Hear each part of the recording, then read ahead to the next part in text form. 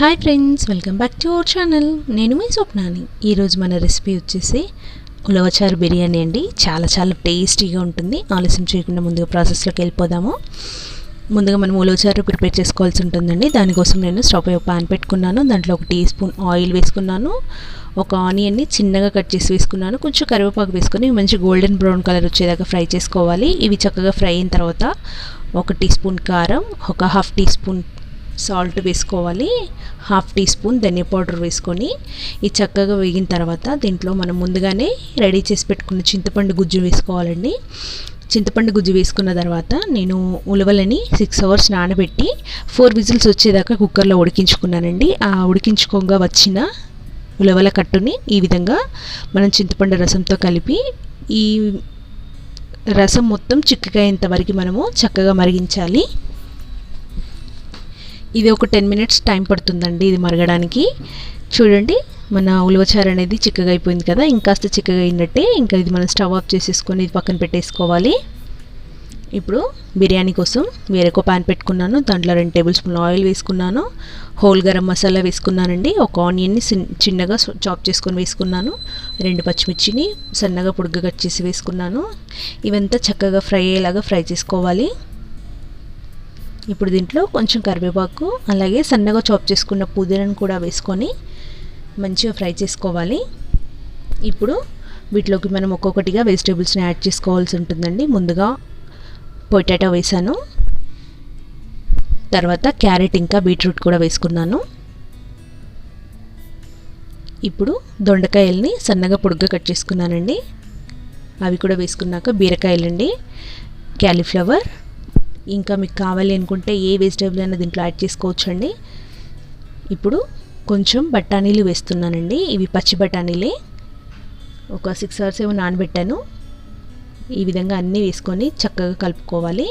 ఇవి కాస్త తొందరగా మగ్గడం కోసం సాల్ట్ అనేది చిటికెడంత యాడ్ చేసుకొని వీటిని కలుపుతూ మగ్గించుకోవాలి.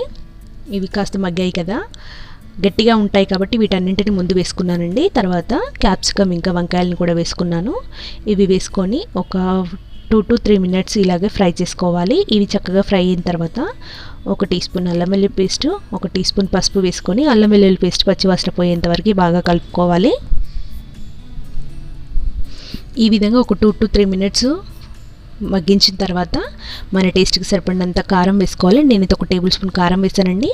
టేస్ట్కి సరిపడినంత సాల్ట్ మనం ముందుగానే కొంచెం వేసుకున్నాం కదా, అది కూడా చూసుకొని సాల్ట్ అనేది యాడ్ చేసుకోవాలి. ఈ విధంగా సాల్ట్ కూడా యాడ్ చేసుకొని అంత బాగా కలిసేలాగా కలుపుకున్నాక ఒక టమాటోని ఇలా చిన్న పీసెస్గా కట్ చేసుకొని వేసుకోవాలి. ఇదంతా బాగా కలిసేలాగా కలుపుకొని ఒక 2 to 3 మినిట్స్ మగ్గించిన తర్వాత చివరిగా కొంచెం గరం మసాలా, కొంచెం జీరా పౌడర్ యాడ్ చేసుకొని అంత బాగా కలిసేలాగా కలుపుకొని ఇప్పుడు దీంట్లోకి మనము కొంచెం వాటర్ అనేది యాడ్ చేసుకోవాలి. ఒక 2 టీ గ్లాస్ వాటర్ యాడ్ చేసుకుంటే సరిపోతుందండి. ఈ విధంగా వెజిటేబుల్స్ మునిగేంత వరకు వాటర్ వేసుకొని అంత బాగా కలిసేలాగా కలుపుకొని మూత పెట్టేసుకొని దీన్ని వేరే ఒక స్టవ్ మీదకి ట్రాన్స్ఫర్ చేసుకుందాము. ఇది ఈలోగా మగ్గుతూ ఉంటుంది. ఇప్పుడు మనము రైస్ 80% ఉడకాలి కదా, దాన్ని ప్రిపేర్ చేసుకుందాము. దానికోసం నేను వాటర్ ఆల్రెడీ హీట్ చేసుకున్నాను. వాటర్ హీట్ అయిన తర్వాత దీంట్లో కూడా హోల్ గరం మసాలా వేసుకున్నాను. టేస్ట్కి సరిపడినంత సాల్ట్, రైస్కి సరిపడినంత సాల్ట్ వేసుకోవాలి. 1 టీ స్పూన్ ఆయిల్ వేసుకొని ఇది బాగా తిప్పుకోవాలి. ఈ విధంగా ఎసరు వచ్చిన తర్వాత మనం ముందుగానే ఒక 1 అవర్ బిఫోర్ నానబెట్టిన రైస్ని వేసుకోవాలండి. ఇవి నేను మనం ఇంట్లో వాడుకునే రైసే వేస్తున్నాను. మీరు కావాలి అనుకుంటే బాస్మతి రైస్ కూడా వేసుకోవచ్చు. ఈ విధంగా అన్నం అనేది చక్కగా ఉడికి 80% కుక్ అవ్వాలండి. చూడండి, ఇది 80% కుక్ అయింది కదా. ఇంక ఇప్పుడు దీంట్లో వాటర్ అంతా తీసేసుకొని మనము జాలీలో వేసేసుకుందాం రైస్ని.